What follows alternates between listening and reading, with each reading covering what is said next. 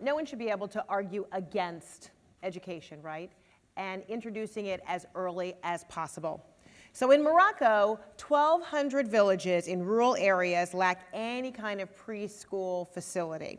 And poor children are, of course, less likely to enroll in school. So Bright Horizons fights to improve the quality of preschool education for disadvantaged children.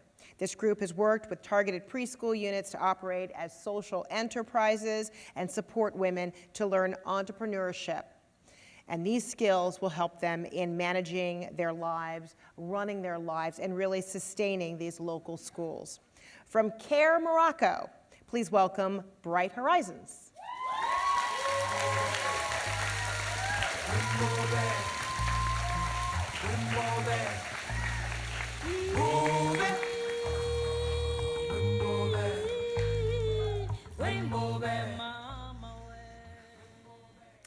Assalamu alaikum.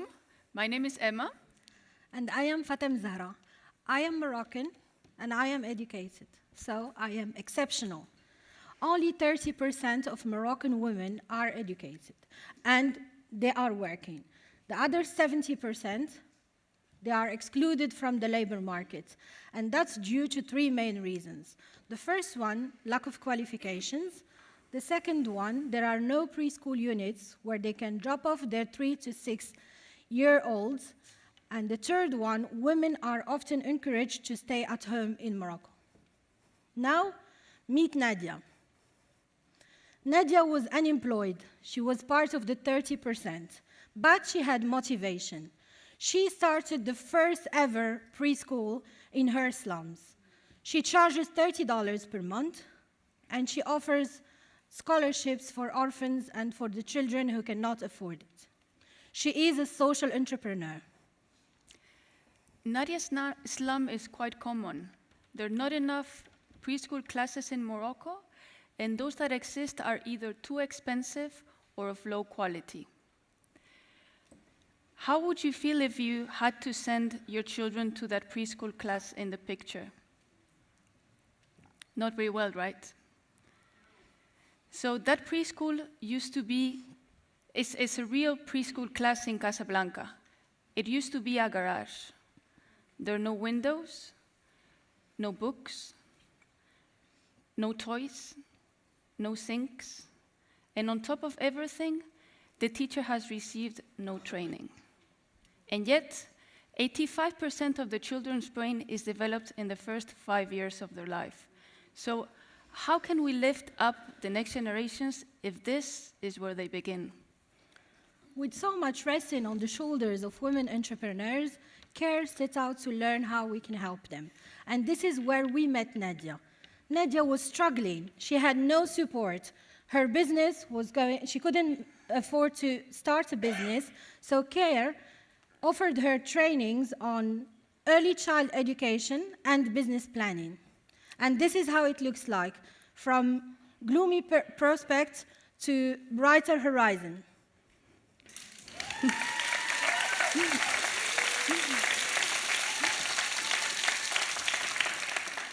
And CARE has been running this program, this preschool program, since 2008, and tested our model in 118 preschool classes, together with government officials.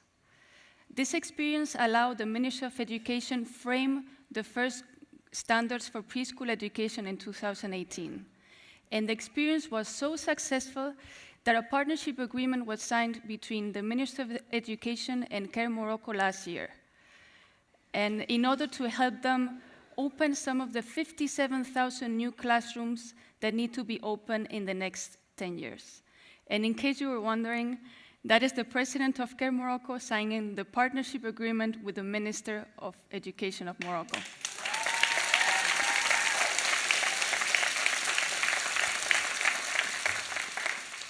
The primary challenge we are facing today is we are training in person, and we can train only 25 people at a time. That's why we came up with a solution. It's an e-learning platform called Bright Horizons. It will solve three main issues. The first one, we will train teachers on early child education. We will enable them to have jobs and be qualified. The second problem we're solving is we are enabling women who are willing to be entrepreneurs. We are training them also on social entrepreneurship. And also, women who are qualified and willing to work somewhere else, they will have safe places where they can drop off their children. So on year 1, the platform will be developed and tested both in Arabic and in French, and training will be free until year 3, where most users will start paying a fee and would allow even to make profits on year 4. By year 5, 17,200 entrepreneurs and teachers will have been trained and received a certificate recognized by the government. With Bright Horizons, we reduced the cost of training one person from $2,000 with a face-to-face training to $48 with this online platform. But this is not only about training 17,200 preschool professionals. It is about having an impact and improving the lives of 1 million preschoolers in the next 5 years.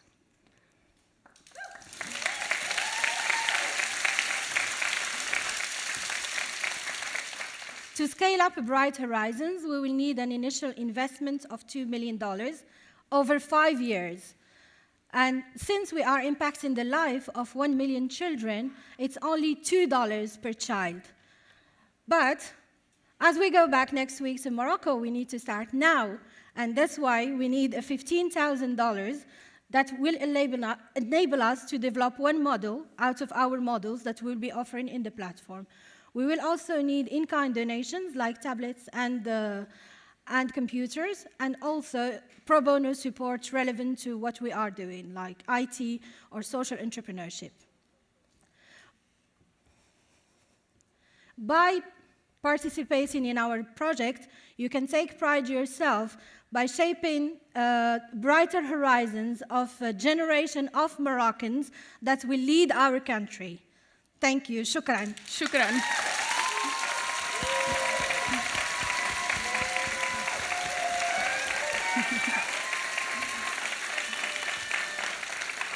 All right, questions from Laura James, and then remember to look at the audience when you reply. Excellent. Hello, ladies. Thank you so much. I have a couple of questions for you. You mentioned that the Ministry of Education already launched a new program, so your program would be supporting that program and helping to train the actual directors and teachers in this preschool program. So can you clarify for me, so the government is actually funding some of this, but you need additional money, or is this particular program is just to make it happen faster? So actually, public education in Morocco starts at the age of 6 years old, so that is primary school. And the government is now aware that preschool education is really important. Okay. The problem is that they have realized that they cannot afford it.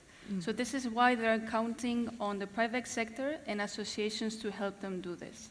So they know that there are 57,000 new preschool classes that need to be opened in the next 10 years, and they have requested associations like Care Morocco and a handful of others, as well as private entrepreneurs that are willing to support this adventure. Excellent.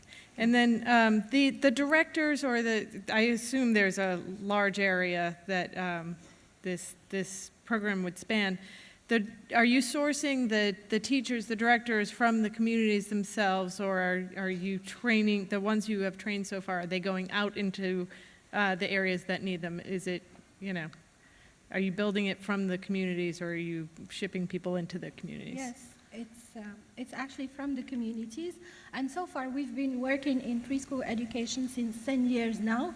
And most of the entrepreneurs, the women who open preschools, they open them in their community because they are aware of the challenges, and the children, they don't have where to stay. So because of this care for their community, that's why they open in their community. Excellent. And so you would be working together with the government to fund this, and you mentioned you're looking for $15,000 now, but $2 million eventually. Can you repeat again? I'm sorry, for the 15 $500,000 that you're looking for, and then Yes. that $2 million, how that gets deployed? Yes. Actually, the $2 million is for 5 years. It's for creating the platform. It's for the whole project. Okay. Creating the platform, the modules, and also we will have some leaders within the communities that will train the women on how to use technology. And so it needs also a project manager. So it's the whole project. $15,000 is for developing one module. And we are developing 30 modules. We are aiming to develop 30 modules on the platform. Excellent. Great. Thank you so much. Thank you. All right, thank you to Bright Horizons. Thank you, Laura.